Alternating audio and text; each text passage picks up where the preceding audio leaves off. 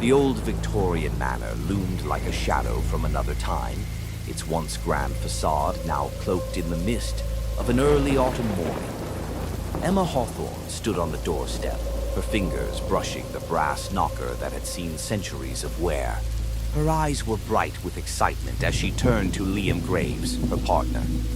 "Can you believe it? This place is perfect." Emma's voice was a blend of thrill and disbelief, her gaze fixed on the ornate details of the house's intricate woodwork. Liam, holding a box of their belongings, cast a wary glance at the imposing structure. "It's definitely imposing, but it's got character." Emma laughed, a sound that echoed through the silent neighborhood. "It's got more than that. It's got history." Unbeknownst to them, their excitement was about to fade into a chilling reality. As the couple crossed the threshold, the light overhead flickered ominously. Emma brushed it off with a smile, but Liam's eyes narrowed, a shiver running down his spine. Their new life in Ravenwood was supposed to be a fresh start, a break from their hectic city lives. Yet, as the days passed, the charm of the manor began to unravel. It started with the flickering lights, an annoyance at first, but it soon grew more frequent and erratic. Emma had taken it upon herself to restore the house to its former glory. She spent hours polishing old furniture and dusting forgotten corners, each creak of the floorboards a reminder of the manor's age. But as she worked, the flickering lights became more than just a disturbance. One evening, while arranging a collection of antique frames on the mantel, Emma saw it, a shadow darting across the wall, fleeting and insubstantial. Her heart raced as she spun around, but the room was empty. She shook her head, attributing it to exhaustion. Liam was less dismissive. He spent hours researching the manor's history in old archives at the town library, uncovering snippets of information about its original inhabitants. The more he dug, the more he learned about the house's dark past, a family that had vanished without a trace.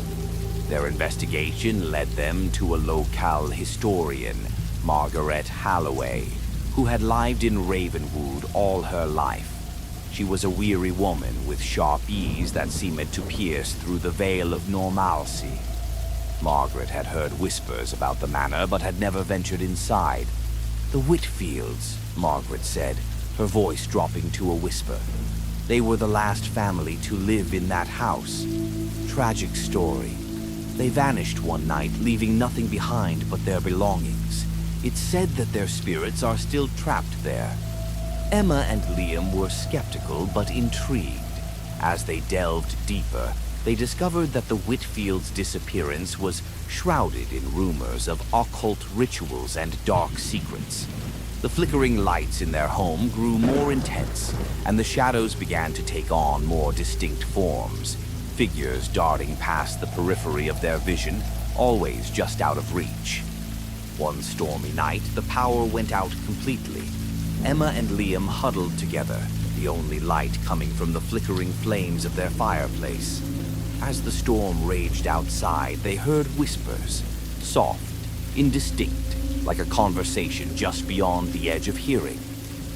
Emma's breath hitched. "Did you hear that?" Liam strained to listen. "I don't know. It's probably just the storm." But the whispers grew louder, more insistent. Emma's pulse quickened as she saw the shadows on the walls shift and dance. They took on the shapes of people, faces twisted in silent screams. The atmosphere in the room became thick with dread. Liam grabbed a flashlight and shone it toward the shadows, but the light revealed nothing but the empty walls of the room. "We need to find out what's going on," he said, his voice tinged with desperation. Their search led them to a hidden door in the cellar, one they had overlooked during their initial exploration. With trembling hands, they pried it open, revealing a staircase leading down into darkness. Emma's heart pounded as they descended into the damp, musty air of an underground chamber. The chamber was filled with old furniture, broken and covered in layers of dust. In the center stood a pedestal with a dusty book, open to an ancient ritual. The book detailed a dark ceremony designed to bind spirits to the physical world, a ritual the Whitfields had likely performed. As Emma and Liam read through the pages, the temperature in the room dropped, and a cold breeze swept through, extinguishing their flashlight. In the darkness, the whispering voices grew louder, and the shadows around them became more oppressive. Suddenly, a figure materialized in front of them, Isabella Whitfield, her ghostly form emanating a malevolent energy. Her eyes glowed with a haunting light, and her presence was suffused with a rage that seemed to pierce through the very fabric of reality. "Leave this place." Isabella's voice was a guttural, echoing cry. "You do not belong here." Emma clutched Liam's arm, her mind racing as she tried to understand the spirit's wrath. "We need to end this," she whispered, determination edging her fear. With a final desperate act, they performed the ritual described in the book, hoping to release the trapped souls and end the haunting. The shadows around them writhed and twisted, and Isabella's ghost let out a piercing wail as the binding was undone. As dawn broke, the manor was bathed in a new light. The flickering light ceased and the shadows receded. Emma and Liam emerged from the cellar, exhausted but relieved. The Victorian manor, now silent and still, seemed to have reclaimed its peace. Their new beginning had come at a steep price, but they had uncovered the truth and confronted the darkness that had haunted their home. The flicker of shadows was gone, leaving behind only the echo of a past that had nearly consumed them. Sarah Mendez unlocked the door to her new apartment, the key turning with a satisfying click. The apartment was everything she had hoped for, spacious with large windows that let in plenty of natural light. It was a fresh start after the stress of moving and her demanding job as a high school history teacher. As she entered, the place seemed to hum with the promise of new beginnings. She set her bags down and took a deep breath, savoring the quiet of her new home. The faint creaks of the old building were oddly comforting, a reminder of the history embedded in the walls. The first flicker came that evening. Sarah was reading a book on the couch when the light overhead dimmed and then brightened erratically. She frowned, but attributed it to an old wiring issue. By the end of the week, the flickers had become a constant annoyance. They were accompanied by strange shadows that seemed to dart just out of sight. At first, Sarah dismissed these occurrences as stress-induced hallucinations. The demands of teaching, coupled with the chaos of moving, had left her feeling on edge. But as the days went by, the disturbances escalated. The shadows became more distinct, taking on human-like shapes, and the flickering lights grew more intense. One night, as Sarah lay in bed trying to ignore the erratic flickering of her bedside lamp, she heard whispers. They were faint, like a conversation just beyond the edge of hearing. Her heart raced as she turned on the lamp, only to find nothing out of the ordinary. Determined to get to the bottom of the disturbances, Sarah began researching the history of the apartment. She visited the local library where she met Mrs. Evelyn Crane, a gray-haired librarian with a sharp intellect and a penchant for local lore. "Can you tell me anything about the history of my apartment?" Sarah asked, her curiosity piqued. "I've been experiencing some strange things." Mrs. Crane's eyes narrowed. "Ah, that old building. It has quite a history. There were rumors about it being linked to a secretive cult from the 70s, the Eclipsers. They were known for their strange rituals involving light." Sarah's interest was immediately piqued. "What kind of rituals?" Mrs. Crane hesitated before answering. "They used light to communicate with otherworldly entities. The cult's leader, Gideon Dre, disappeared under mysterious circumstances. Some say he was trying to open a gateway to another realm." The information was chilling. That night, Sarah returned to her apartment and began to research the Eclipsers and Gideon Dre. As she pored over old articles and books, the flickering light seemed to intensify. The shadows on the walls grew more distinct, forming unsettling shapes that seemed to watch her. One evening, Sarah decided to investigate the source of the disturbances. She discovered a hidden compartment behind a false wall in her closet. Inside, she found a collection of strange artifacts, ancient symbols, ritualistic candles, and a faded journal. The journal detailed the Eclipser's rituals, describing how they used light to thin the barrier between worlds. Her heart pounded as she read about a final ritual intended to permanently open the gateway.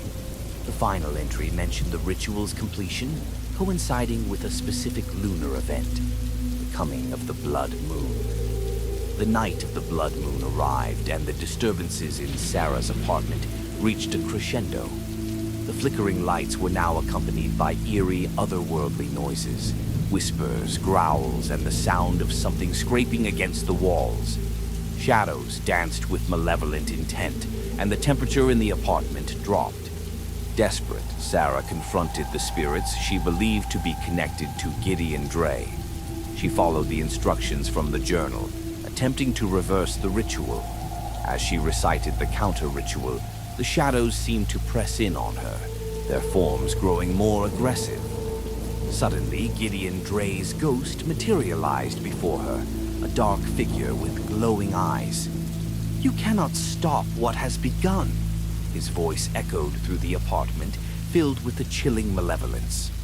Sarah stood her ground, her voice trembling as she completed the counter-ritual.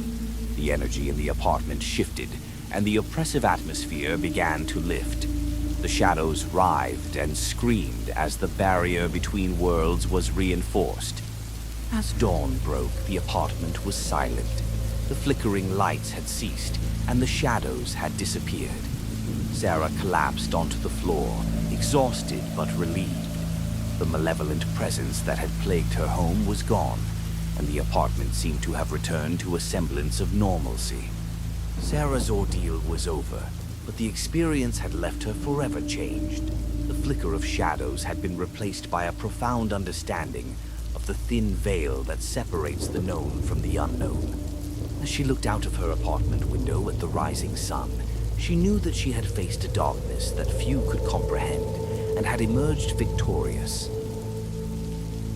Jack Turner arrived at the remote cabin just as the sun dipped below the horizon, casting long shadows across the forest floor. The cabin, inherited from a distant relative he barely knew, seemed to beckon him with its promise of isolation and tranquility. The air was crisp, carrying the scent of pine and earth, and the stillness of the forest was occasionally broken by the distant call of a lone bird. As he unpacked his gear and set up his camera, Jack marveled at the cabin's rustic charm.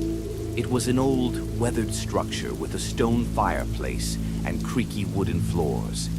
The large windows offered a stunning view of the surrounding forest and the misty lake below. Jack was eager to capture the cabin's unique beauty and find inspiration for his next project. That night, as Jack settled into his new surroundings, the cabin seemed to come alive in a way he hadn't anticipated. The lights in the main room flickered intermittently, casting eerie shadows that danced across the walls. At first, Jack assumed it was a wiring issue, but the flickering became increasingly erratic, as if the lights had a mind of their own. Throughout the evening, Jack caught glimpses of shadowy figures moving just beyond the reach of his camera's lens. He dismissed these sightings as tricks of the light or his own fatigue, but the sense of unease grew. The cabin's isolation was starting to feel more oppressive than serene. The following day, Jack decided to explore the local area, hoping to learn more about the cabin's history. He visited the small town nearby and spoke with some of the locals. Most of them seemed reluctant to discuss the cabin, but an elderly woman named Nina Clark eventually agreed to share what she knew. Nina, with her weathered face and sharp eyes, revealed that the cabin had a dark history.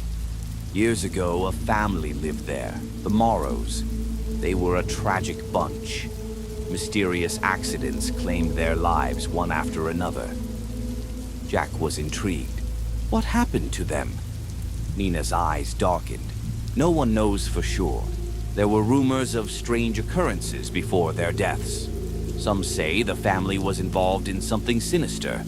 The cabin's been empty for decades, but people say it's haunted.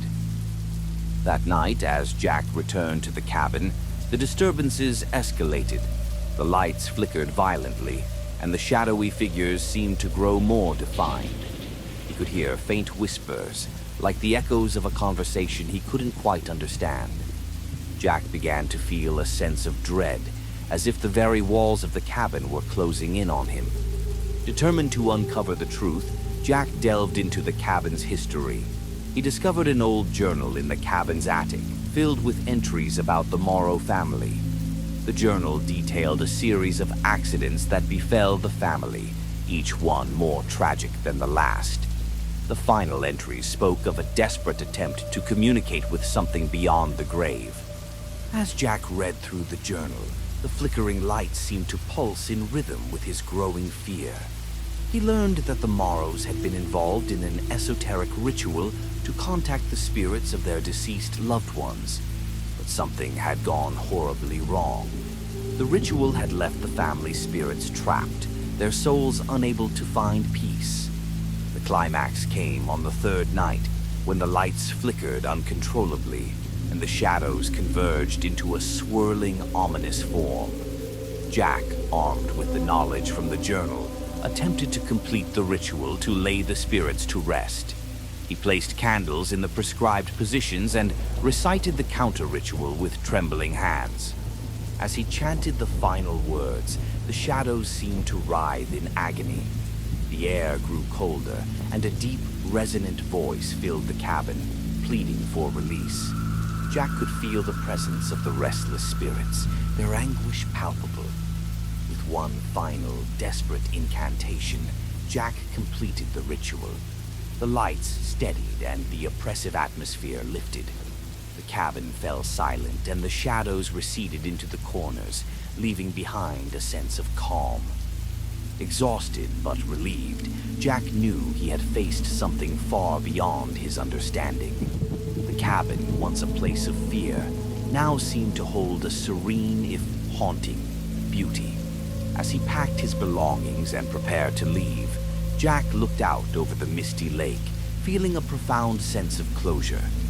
The spectral glows that had haunted him were gone, but the experience had left an indelible mark on him.